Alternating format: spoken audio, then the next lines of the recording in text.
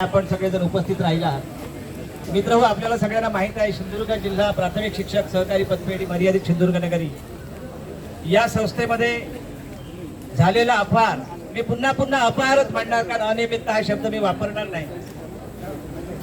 कारण सभासदांचे पैसे कोणी शाखाधिकारी जर परवानगी शिवाय आपल्या खात्यावर वळवून ते वापरत असेल तर याला अपहारात शब्द योग्य आहे. विद्यमान संचालक मंडळ हे अशा अपहारित व्यक्तीला सांभाळण्याचं, त्याला कव्हर देण्याचं काम करत आहे आणि हे पूर्णपणे नियमबाह्य आहे.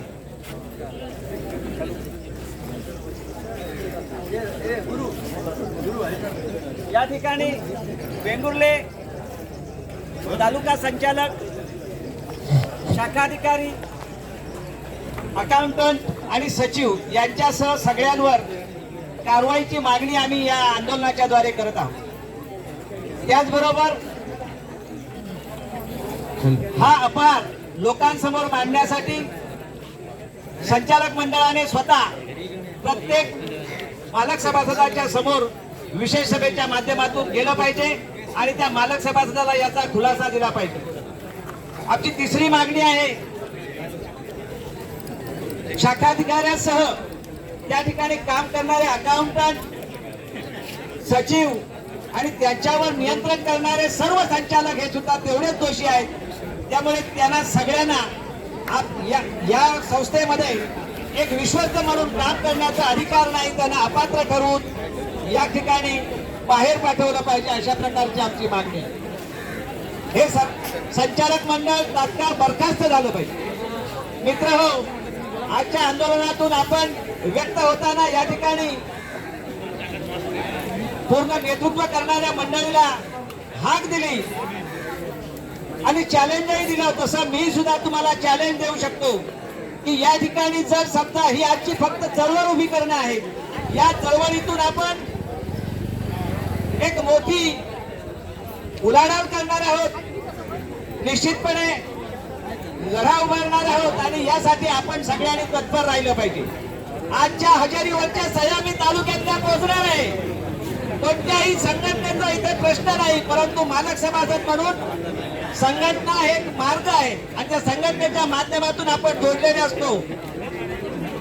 जर समजा आपल्याला या ठिकाणी विशेष सभा दिली नाही तर येत्या शनिवारी पुन्हा एकदा या ठिकाणी बेमुदत उपोषणाची नोटीस आम्ही देत आहोत आणि निबंधकांसमोर बेमुदत उपोषण देऊन या ठिकाणी विशेष सभा ही लावायला लावणारच आहोत आणि त्या विशेष सभेमध्ये यांच्या बरखास्तीचा ठराव पास करणं ही जबाबदारी सर्वस्वी तुमची आहे.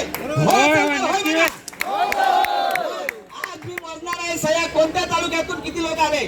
गावडे सर, तुमचं नाव घेऊन मी बोलतो. तुम्ही आम्हाला चॅलेंज दिलेलं आहे. माझं समस्त या मालक सभासदांना चॅलेंज आहे, उद्या होणाऱ्या सभेमध्ये तालुक्यातील सगळी मंडळी उपस्थित राहिली पाहिजे आणि सभा संपेपर्यंत राहिला तर विजय आपलाच आहे. हे बरखास्त होणार हे निश्चितपणे मी सांगू शकतो. त्यामुळे प्रत्येकाने आजच वचन द्या आणि उद्याच्या होणाऱ्या कोणत्याही सभेला विशेष सभा ही लागणारच आहे. त्या सभेला शेवटपर्यंत उपस्थित राहा. आपण या संचालक मंडळाला, या अपात्र संचालक मंडळाला या पदावरून दूर केल्याशिवाय थांबायचं नाही. या ठिकाणी आयुक्तांकडे आपण त्याची चौकशी मागू, आणखी वेगवेगळ्या पद्धतीने या ठिकाणी लढा उभारू, पण निश्चितपणे आपण विजय प्राप्त करणार आहोत. ही खुन्नाट बांधून प्रत्येकाने या ठिकाणी जायचं आहे. ही चळवळ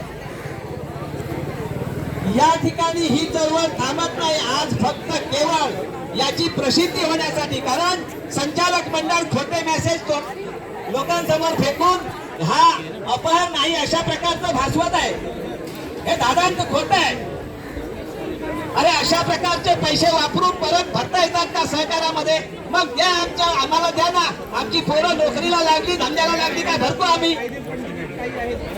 आणि आमचा ठाम विश्वास आहे हा 41 लाखाचा अपहार नाही, प्रत्येक शाखेमध्ये अशा प्रकारचा अपहार आहे. त्यामुळे स्वतंत्र यंत्रणेमार्फत या संचालक मंडळाच्या खर्चाने, त्यांच्या पैशातून आमच्या पैशातून नाही, स्वतंत्र त्याची चौकशी झाली पाहिजे आणि संपूर्ण हा जो अपहार चालू आहे तो बाहेर पडला पाहिजे अशी आमची आग्रहाची मागणी आहे. आणि यासाठी आजपासून आम्ही हा स्वतंत्र लढा जो आहे तो उभारलेला आहे. निश्चितपणे याचा शेवट केल्याशिवाय आम्ही थांबणार नाही. अशा प्रकारचं या आंदोलनात आम्ही सगळेजण वचनबद्ध होऊया आणि या ठिकाणच्या पुढच्या आंदोलनासाठी आपण तयारी करू. आज गेल्यानंतर जे कोणी आले नाहीत अरे चीड म्हणता मग अशा प्रकारच्या अन्यायाची तुम्हाला चीड नाही का? कसली चीड? आज खरं तर तुम्ही ज्यांना निवडून दिलं त्यांनी अशा प्रकारचा अपहार केला आणि आपल्या पतसंस्थेची इतक्या वर्षात कमावलेली मिळकत आहे ती जगासमोर, पुऱ्या महाराष्ट्रासमोर काढते आहे. याचं तुम्हाला दुःख वाटत नाही? कोणत्या दबावाला बळी पडून तुम्ही घरात बसून आहात? निश्चितपणे आज बाहेर पडलं पाहिजे. आजच्या या आंदोलनाच्या निमित्ताने मी तुम्हाला सगळ्यांना आश्वस्त करतो, हा लढा जोपर्यंत थांबणार नाही की या संचालक मंडळाला पाय उतार केल्याशिवाय हा लढा थांबणार नाही. अशा प्रकारची आपण शपथ घेऊया आणि थांबूया. तुम्हा सगळ्यांना मी धन्यवाद देतो. या ठिकाणी आमचे ज्येष्ठ बरीचशी मंडळी बोलणारी होती, त्यांना विचार व्यक्त करायचे होते परंतु वेळेअभावी बोलता धन्यवाद केती चव्हाण सर सुद्धा